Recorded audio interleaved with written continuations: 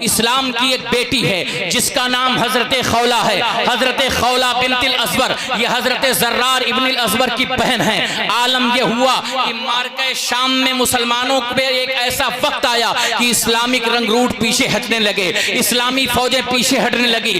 عالم یہ ہوا کہ مسلمان اپنے خیموں تک پہنچ گئے ہیں، تب اسلام کی ایک بیٹی نکلتی ہے اور اس نے خیمے کی ایک چوب لی ہے، خیمے کی ایک لکڑی لی ہے اور اس لکڑی پر کلمہ لا الہ الا اللہ محمد الرسول اللہ سے سجا ہوا علم باندھا ہے، اور علم باندھنے کے بعد اسلام کی یہ بیٹی رومیوں کو للکارتے ہوئے آگے بڑھتی ہے کہ ابھی اسلام کی بیٹی زندہ ہے، ابھی محمد عربی کی دیوانی زندہ ہے، ابھی مصطفیٰ تاجدار کائنات کے وجود سے گرمی حاصل کرنے والی اسلام کی مقدس بیٹی زندہ ہے۔ جب تک بوئے محمدی ہمارے سینوں میں موجود ہے، اے روم کی فوجوں، تمہارے اندر یہ جرات نہیں ہو سکتی کہ محمدی شیروں کو تم میدان شکست میں، میدان جنگ میں شکست دے دو۔ واہ واہ واہ واہ واہ، زندہ باد۔ آج میں پوچھنا چاہتا ہوں، آج میں ڈھونڈتا ہوں تو اسلام کی وہ بیٹی نہیں ملتی ہے۔ میں بتانا چاہتا ہوں کہ حضرت خولہ بنت الازور نے خیمے کی چوب اٹھائی ہے اور آگے بڑھی ہیں اور رومیوں کو للکارا ہے۔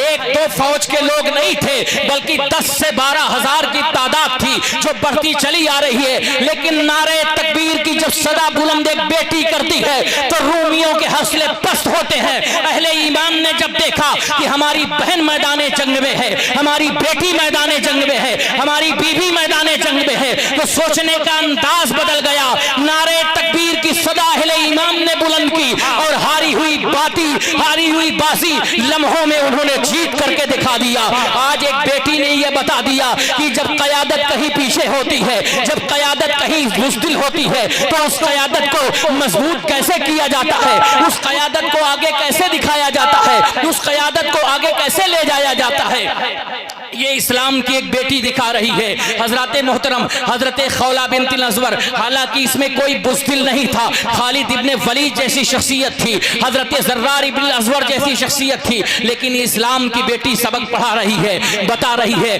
میں کہتا ہوں اسی وجہ سے کہ جب ایک بیٹی سنورتی ہے تو ایک معاشرہ سنورتا ہے، جب ایک بیٹی سنورتی ہے تو ایک خاندان سنورتا ہے، جب ایک بیٹی سنورتی ہے تو ایک نسل سنورتی ہے، جب ایک بیٹی سنورتی ہے تو ایک شہر سنورتا ہے، جب بیٹی سنورتی ہے تو ایک ملک سنورتا ہے۔ آج گستاخان رسول کو جو یہ شب و شتم کی ہمت ہو رہی ہے، ان بزدل کیڑوں کے اندر جو یہ ہمت ہو رہی ہے، جو جرات ہو رہی ہے، میں تو کہتا ہوں کبھی ہمت اور جرات نہ ہو اگر کوئی بیٹی اپنے اندر یہ ایمانی جذبہ جگہ لے کہ ہم محمد عربی کے قانون کے مطابق زندگی گزاریں گے، حضور کی سیرت کے مطابق زندگی گزاریں گے، عشق رسول سے سینوں کو مزین کر کے اپنی زندگی کے تانے بانے اسی پر بنیں گے، تو قسم خدا کی ہندوستان کی سرزمین پر پھر کسی سہیل دو کی ہمت نہیں ہوگی کہ کسی غازی سید سالار مسعود غازی کو للکار دکھائی دے۔ اگر وہ للکارتا بھی ہے تو کتے کی موت مارا جائے گا،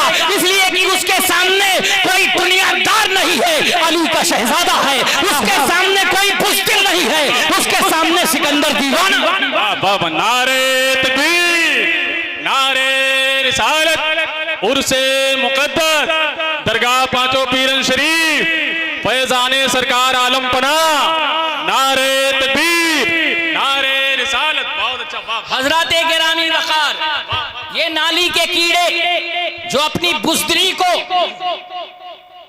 کسی مخصوص دھرم سے جوڑ کر کے گفتگو کی شکل میں پیش کرتے ہیں، میں کہتا ہوں کہ آج کاش کی ہماری نسلوں میں وہ جرات موجود ہوتی، وہ ہمت موجود ہوتی۔ آج ہم نے اپنے آپ کو سلا دیا ہے، آج ہم نے آپ کو اس نیند میں ڈال دیا ہے کہ جس سے اٹھنے کی ہم سوچتے ہی نہیں، ورنہ یاد رکھیے یہ ظالم، یہ گندی نالی کا کیڑا جس کا وجود بے معنی ہے، آج بھی ہماری سینوں صفوں میں ایسے مجاہد موجود ہیں جو اس کا تیا پہچا کر سکتے ہیں۔ غازی علم الدین جیسی شخصیات ہمارے ہی اندر موجود ہے، عبد القیوم جیسا مجاہد بھی ہمارے سینوں کے اندر موجود ہے۔ میں اسلام کی تاریخ کا ایک واقعہ آپ کی نگاہوں کے سامنے رکھتا ہوں اور یہ بتانا چاہتا ہوں کہ گستاخ رسول کی سزا صرف بیان بازی سے نہیں ہو سکتی ہے، गुस्ताखे रसूल की सजा सिर्फ अखबारी पन्ने में अपने बयान को दे करके बरी सिम्मा आप नहीं हो सकते हैं। गुस्ताखे रसूल की सजा सिर्फ और सिर्फ वो है जो फारूक आजम के दर से हमें मिलता है। गुस्ताखे रसूल की सजा सिर्फ वो हथियार है जो सलाहुद्दीन अय्यूबी के दरबार से हमें अता होता है। मैं आपको बताना चाहता हूँ कि जब सुल्तान सलाहुद्दीन अय्यूबी ने 53 मुल्कों के फरमारवाओं को शिकस्त दी है तो उसमें एक शहजादा भी गिरफ्तार हुआ जिसका नाम रिजनाल्ड था, और वो हमेशा हुजूर की शान में गुस्ताखी करता था। और जब वो हाजियों के काफिलों को लूटता था तो वो कहता था, बुलाओ अपने मोहम्मद को, बुलाओ मदीने वाले को, बुलाओ मुस्तफा को, कहाँ तुम्हारी मदद कौन करता है। छोटी छोटी बच्चियां रोती थीं, छोटे छोटे बच्चे रोते थे, औरतों की इज्जतो नामूस से खेलना उसका शेवा बन चुका था। लेकिन जब इस्लाम का बतले जलील मुजाहिदे आजम सुल्तान सलाहुद्दीन अय्यूबी ने इन बुज़दिलों को शिकस्त दी है हित्तीन के मैदान में, और जब ये जालिम शहजादा गिरफ्तार होकर के आया है तो हमारे सुल्तान की इखलाक देखो, हमारे सुल्तान की सीरत देखो, जो नबी पाक सल्लल्लाहु तआला अलैहि वसल्लम के उसलूब पर चल रहे हैं। हजरत सुल्तान सलाहुद्दीन अय्यूबी ने उस वक्त पानी से भरा हुआ शरबत, गिलास में भरा हुआ शरबत सारे बादशाहों को पेश किया, लेकिन उसको नहीं पेश किया है। एक बादशाह ने पानी से भरा हुआ गिलास, पानी से भरा हुआ शरबत गिलास से भरा हुआ शरबत, वो शरबत पेश किया, उसने इसको शहजादे को पेश किया जिसने गुस्ताखी की थी। जैसे उसको पेश किया, सलाहुद्दीन अय्यूबी ने कहा, अहले अरब की आदत है कि जब किसी को ठंडा पानी पिला देते हैं तो उसकी गर्दन नहीं काटते हैं। ये पानी सलाहुद्दीन ने नहीं दिया है, ये पानी तुमने दिया है ऐ बादशाह। जब शरबत पी चुके हैं तो कहा, अब बता तू क्या कहता था। वो थर थर थर थर कांप रहा है। तू कहता था जब हाजियों के काफिले लूटता था, जब बेगुनाह मुसलमानों पर जुल्म और तशद्दुद के पहाड़ बपा करता था, जब जुल्म की तलवार चलती थी, जब कोई बेटी चीखती और चिल्लाती थी तो तेरी जबान से ये सदा बुलंद होती है, बुला मोहम्मद अरबी को, बुला मुस्तफा ताजदार कायनात को। आज मोहम्मद अरबी के गुलामों के नारे रिसालत, खलीफा हुजूर ताजु शरिया, नारे तकबीर, नारे रिसालत। हजरात, आप हजरात जो है मोहब्बतों के साथ बैठे मिंबर शरीफ पर जो है सदर मोहतरम खलीफा हुजूर ताजु शरिया नाशर मसलके आला हजरत अल्लामा महमूद रजा खान साहब क़िबला रज़वी की आमद आमद।